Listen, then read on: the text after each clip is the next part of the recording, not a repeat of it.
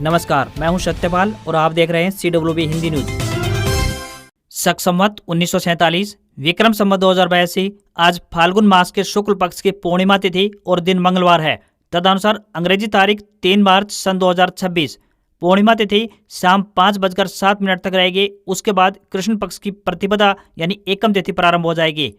आज 3 मार्च को मुख्य रूप से विश्व वन्य जीव दिवस मनाया जाता है, जिसका उद्देश्य वनस्पतियों और जीवों के बारे में जागरूकता बढ़ाना है। इसी के साथ इस दिन को विश्व श्रवण दिवस यानी वर्ल्ड हियरिंग डे के रूप में भी मनाया जाता है। साल 2026 में इस दिन को होलिका दहन और चंद्र ग्रहण के साथ भी जोड़ा गया है। सबसे पहले आज की सुर्खियां। हरियाणा में 2,23,000 करोड़ का बजट पेश, महिलाओं को गाड़ियां खरीदने पर छूट, तो वहीं लाडो लक्ष्मी योजना का बढ़ाया दायरा। हरियाणा बजट में घोषणा, किसानों के लिए बनेगा नया बिजली वितरण निगम, तो वहीं 7 नए महिला थाने बनेंगे। वेबसाइट पर खुद भी गणना का फार्म भर सकेंगे लोग, फतेहाबाद डीसी ने दी जानकारी, बोले पहले होगी मकानों की गिनती। नारनौल आयुर्वेद कॉलेज का होगा कायाकल्प, छात्रावास और योग हाल की घोषणा, शिक्षकों और कर्मचारियों के लिए बनेंगे क्वार्टर। गर्मियों के सीजन में हरियाणा के किसानों को मिलेगी स्थिर बिजली, खेतों में लगेंगे करीब 3,000 नए ट्रांसफार्मर, बताएंगे पूरी अपडेट। हरियाणा का बजट, यमुनानगर में बनेगा सिंथेटिक एथलेटिक ट्रैक, खेलो इंडिया केंद्र भी खुलेगा, जैविक किसानों के लिए मंडी में विशेष स्थान। आज 3 मार्च को लगने जा रहा है साल का पहला चंद्र ग्रहण, भारत में इस समय दिखाई देगा, बताएंगे पूरी खबर। हरियाणा सरकार ने जारी किए निर्देश, HCS अधिकारी जल्द भरें वार्षिक प्रॉपर्टी रिटर्न। जाट आरक्षण हिंसा, कैप्टन अभिमन्यु की कोठी जलाने के मामले में CBI कोर्ट पंचकुला का बड़ा फैसला, सभी 56 आरोपी दोष मुक्त।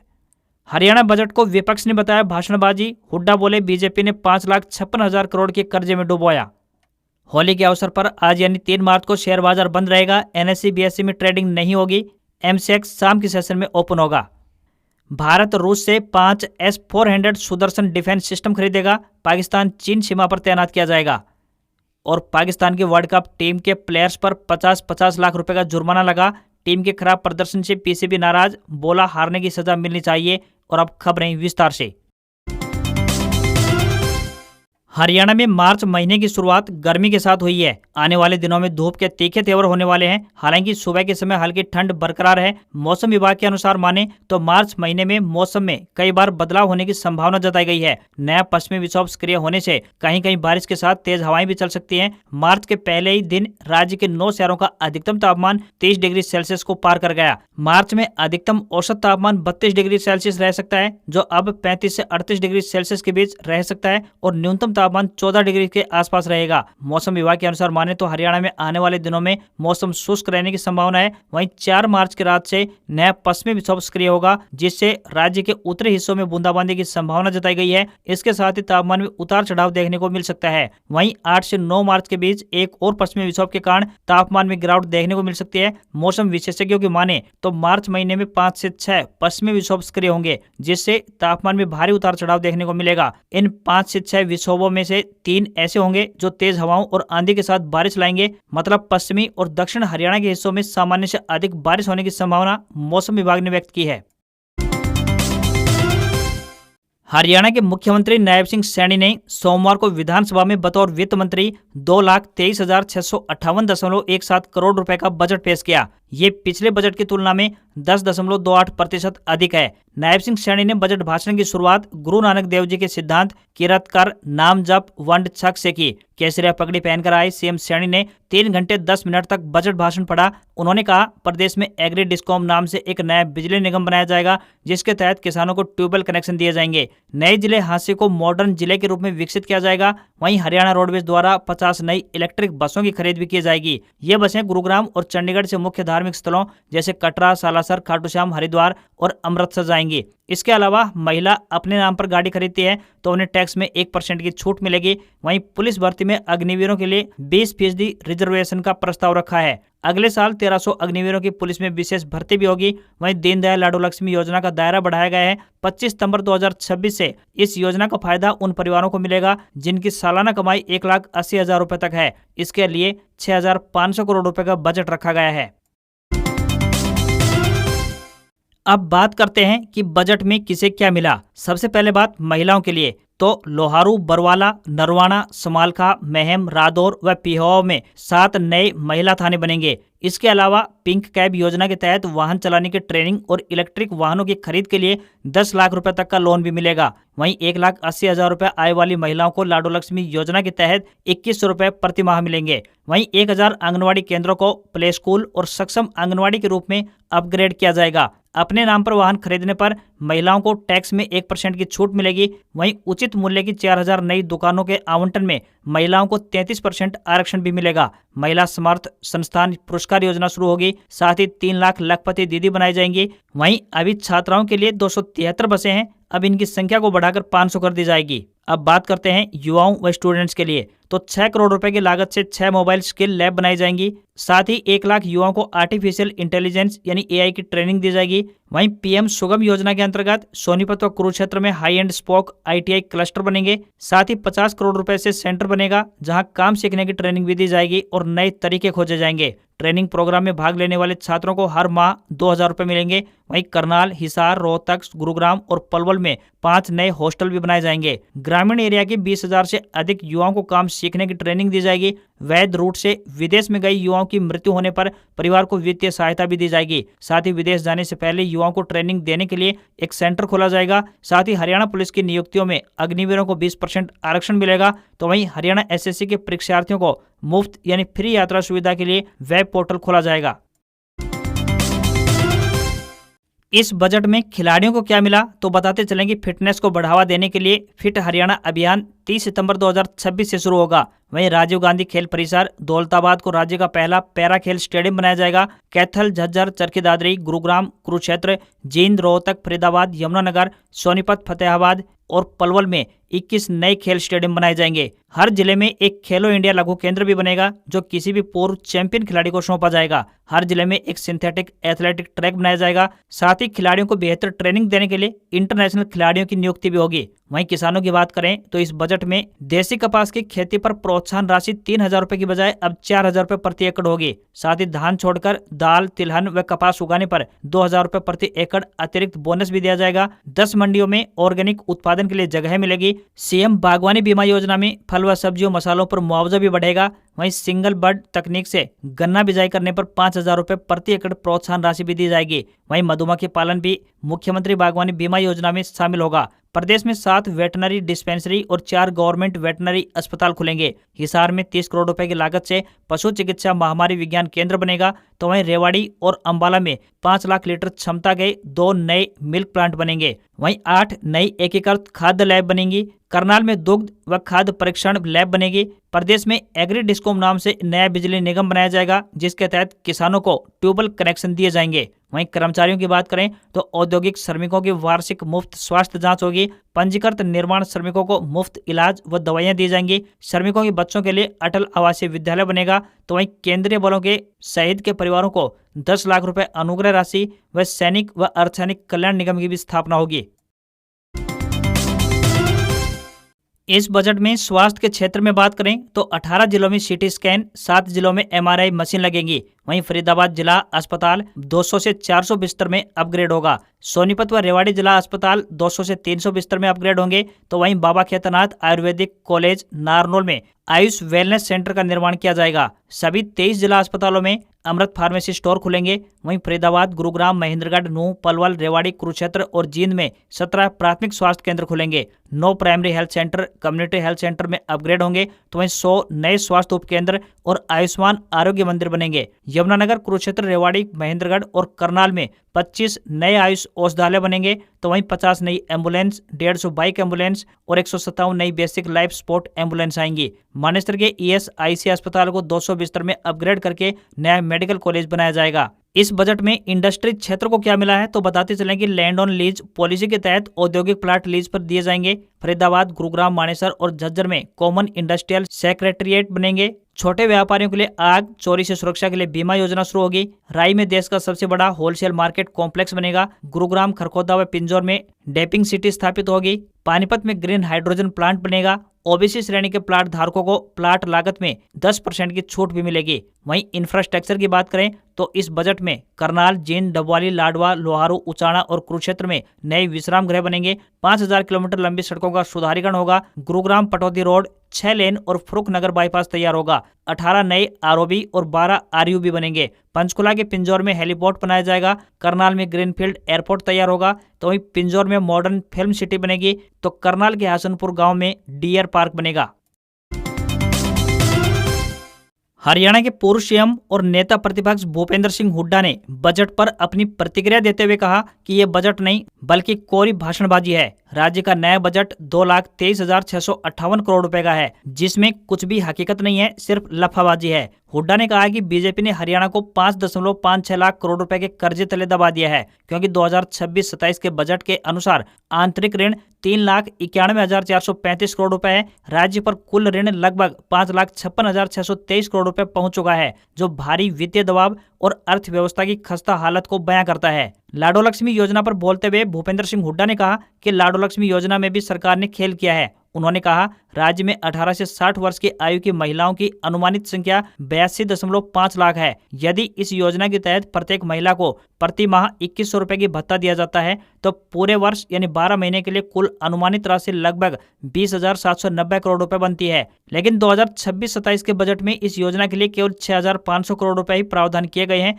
इससे स्पष्ट होता है कि बजट में उपलब्ध राशि से केवल लगभग 31.25% महिलाओं को ही कवर किया जा सकता है, यानी तकरीबन 67.5% महिलाओं को इस योजना से बाहर रखा गया है या उन्हें लाभ नहीं दिया जाएगा। कृषि क्षेत्र की बात करें तो कृषि पर व्यय कुल व्यय का मात्र 4.8% है, जबकि राज्य की 70% आबादी कृषि पर ही निर्भर करती है। यह स्थिति कृषि क्षेत्र की उपेक्षा को दर्शाती है। हुड्डा ने कहा कि खुद बजट के आंकड़ों और सीएम श्रेणी के भाषण में हताशा नजर आती है, क्योंकि सरकार के पास न महंगाई को रोकने की कोई योजना है, न रोजगार सृजन का कोई प्लान है, न किसानों की एमएसपी का कोई प्रावधान है, न इंफ्रास्ट्रक्चर को मजबूती देने की राशि है।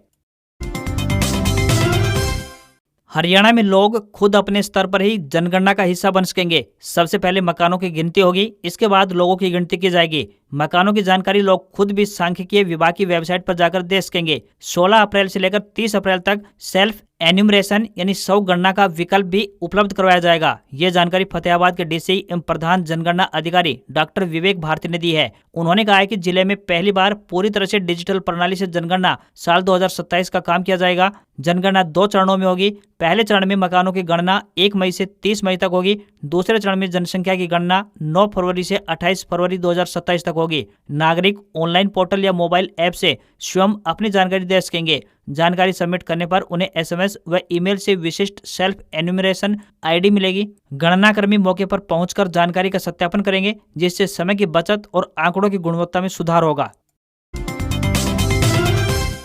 हरियाणा के बजट में सीएम नायब सिंह सैनी ने नारनौल में स्थित बाबा खेतानाथ राजकीय आयुर्वेद महाविद्यालय के व्यापक विकास की घोषणा की है। सीएम ने कहा कि कॉलेज परिसर में लड़कों और लड़कियों के लिए अलग अलग छात्रावासों का निर्माण कराया जाएगा। इसके साथ ही शिक्षकों और कर्मचारियों के लिए भी आवासीय क्वार्टर बनाए जाएंगे। बजट भाषण में सीएम नायब सिंह सैनी ने बताया कि कॉलेज में एक आधुनिक फार्मेसी व्याख्यान कक्ष, बहुउद्देशीय हॉल, योग हॉल और आयुष वेलनेस सेंटर की स्थापना का प्रस्ताव है। उन्होंने कहा कि आयुर्वेद और योग आधारित स्वास्थ्य सेवाओं को मजबूत करना सरकार की प्राथमिकता है और ये कदम क्षेत्र में आयुष चिकित्सा को नई दिशा देगा। गौरतलब है कि हाल ही में कॉलेज के विद्यार्थियों ने छात्रावास की मांग को लेकर 2 दिन तक हड़ताल की थी। विद्यार्थियों का कहना था कि दूर दराज से आने वाले छात्रों को आवास की सुविधा न होने के कारण काफी परेशानियों का सामना करना पड़ रहा है। हड़ताल के बाद स्वास्थ्य मंत्री आरती राव ने विद्यार्थियों से बातचीत कर आश्वासन दिया था कि उनकी मांगों पर सकारात्मक निर्णय लिया जाएगा। इस घोषणा के बाद विद्यार्थियों और स्टाफ में खुशी का माहौल है। स्थानीय लोगों का कहना है कि इन सुविधाओं के विकसित होने से न केवल शिक्षा व्यवस्था मजबूत होगी,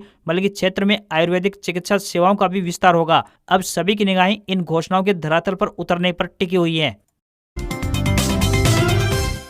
हरियाणा सरकार ने किसानों की सबसे बड़ी समस्या यानी बिजली आपूर्ति और कृषि कनेक्शन के समाधान की दिशा में एक बड़ा कदम उठाया है। बजट में हरियाणा एग्री डिस्कॉम के गठन का ऐलान किया गया है, जो राज्य की तीसरी बिजली वितरण कंपनी होगी। यानी उत्तर हरियाणा बिजली वितरण निगम और दक्षिण हरियाणा बिजली वितरण निगम के अलावा ये तीसरी बिजली कंपनी होगी। ये कंपनी विशेष रूप से कृषि फीडरों की निगरानी और प्रबंधन का काम संभालेगी। पानीपत सहित पूरे हरियाणा के ग्रामीण क्षेत्रों में लंबे समय से नए ट्यूबवेल कनेक्शन लेने में देरी और खराब ट्रांसफार्मर बदलवाने की धीमी प्रक्रिया किसानों के लिए परेशानी का कारण बन रही है। नई कंपनी के गठन से इन समस्याओं के समाधान की उम्मीद बढ़ गई है। सरकार का दावा है कि अब कृषि फीडरों की अलग मॉनिटरिंग होगी, जिससे लाइन लॉस कम होगा और बिजली आपूर्ति अधिक व्यवस्थित होगी। साथ ही ट्रांसफार्मर खराब होने की स्थिति में उन्हें बदलने की प्रक्रिया में भारी तेजी लाई जाएगी। कृषि विशेषज्ञों का मानना है कि यदि इस योजना को प्रभावी ढंग से लागू किया गया तो सिंचाई व्यवस्था बेहतर होगी और फसल उत्पादन में भी सकारात्मक असर देखने को मिलेगा।